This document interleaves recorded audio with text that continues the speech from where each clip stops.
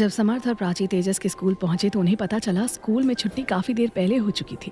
सारे बच्चे अपने पेरेंट्स के साथ जा चुके थे और जो बच्चे स्कूल बस से जाते थे वो बसेस भी स्कूल से काफी देर पहले निकल चुकी थी।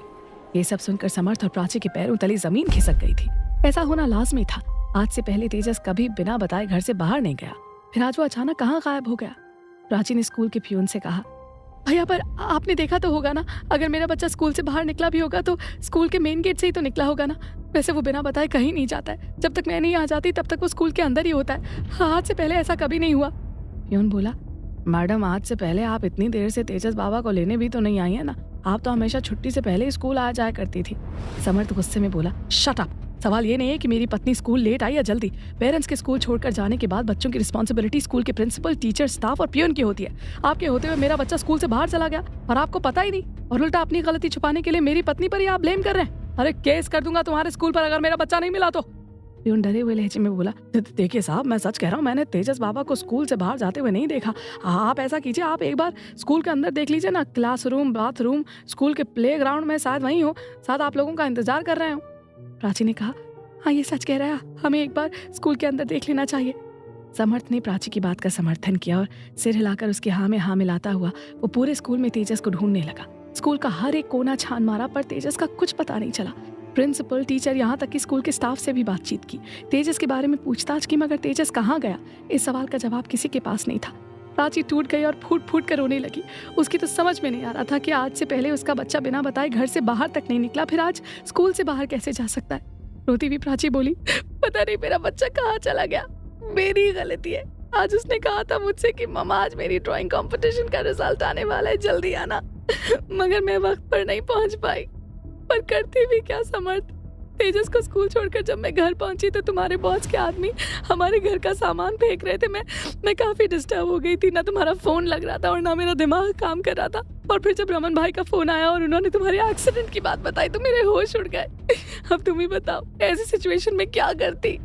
समर्थ प्राची को अपनी बाहों का सहारा देते हुए संभालते हुए बोला, अरे तुम अपने आप को दोष देना बंद करो प्राची, फिलहाल हमें समर्थ को ढूंढना है। पता नहीं जिंदगी हमारे कितने इम्तिहान दे रही है, पहले जॉब चली गई, फिर घर, और हमारा बच्चा गुम है। समर्थ प्राची को संभालता हुआ स्कूल से बाहर निकलने लगा। तभी उसकी नजर स्कूल की प्रिंसिपल आराध्या मित्तल पर पड़ी। प्रिंसिपल ने कहा, I am very very sorry mister Samarth, वैसे हमारे स्कूल का परफॉर्मेंस कभी खराब नहीं हुआ, पता नहीं कैसे तेजस के केस में ऐसा हो गया। समर्थ गुस्से में बोला, हो प्लीज मिसेस मित्तल, अपने स्कूल का बखान करना बंद कीजिए और अपनी गलती को एक्सेप्ट कीजिए। आपकी स्कूल का परफॉर्मेंस क्या था और क्या है आई डोंट केयर, मगर इस वक्त आपके स्कूल से मेरा 8 साल का छोटा बच्चा गायब है और ये सब आपकी नाक के नीचे हो गया। खैर मैं अभी बातों में वक्त जाया नहीं करना चाहता, मुझे अपने बच्चे को ढूंढना है। प्रिंसिपल मिसेस आराध्या मित्तल का चेहरा उतर गया था समर्थ की बातें सुनकर। वहीं प्राची बेतहाशा रो रही थी। तेजस के लिए समर्थ अपनी बात कहकर प्राची को लेकर वहां से निकल गया। समर्थ और प्राची ने तय किया कि वो सबसे पहले पुलिस स्टेशन जाएंगे तेजस के बारे में रिपोर्ट दर्ज करवाने।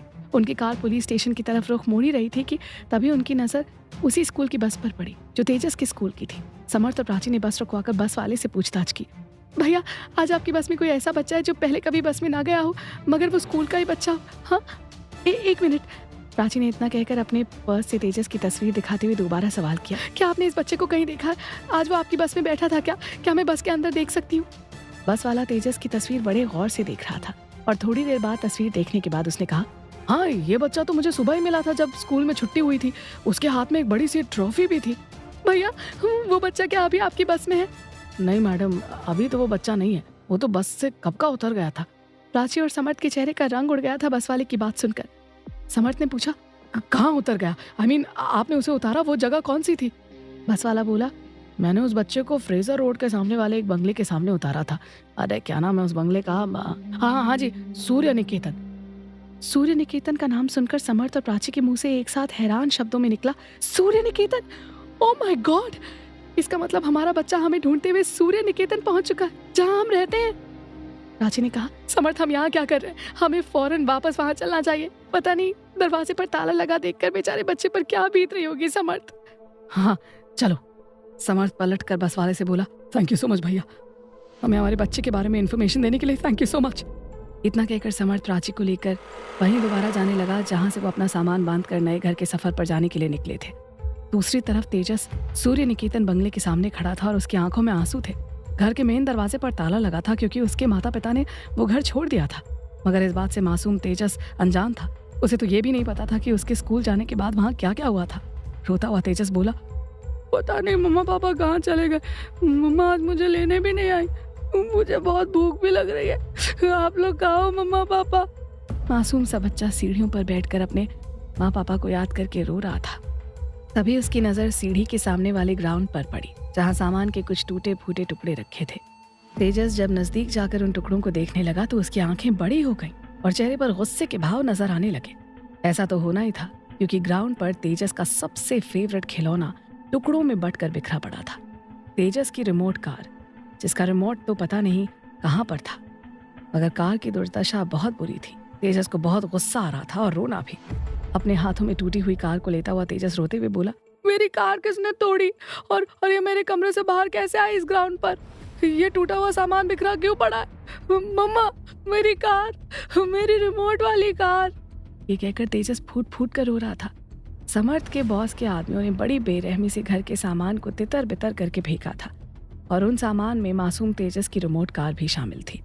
एक इंसान जब घर बसाता है तो पाई पाई जोड़कर घर को सजाने के लिए एक एक सामान संजो के खरीदता है। उन सामानों से उसकी यादें जुड़ी होती हैं, कुछ फीलिंग्स जुड़ी होती हैं। दूसरों के लिए वो सिर्फ सामान होता है, मगर उस सामान को अपने घर में सजाने वाली के लिए वो सिर्फ सामान नहीं, घर के सदस्यों की तरह एक हिस्सा होता है, क्योंकि उन सामानों से घर वालों के इमोशंस जुड़े होते हैं। ठीक उसी तरह तेजस के भी उस रिमोट कार से इमोशंस जुड़े थे। वो कार उसके 7th बर्थडे पर समर्थ और प्राची ने उसे गिफ्ट की थी। तेजस के लिए वो उसका सबसे फेवरेट खिलौना बन गया था। अपने टूटे हुए खिलौने को देखकर तेजस का दिल टूट गया था। क्या होगा कहानी का अंजाम, जानने के लिए अगले भाग का इंतजार करें।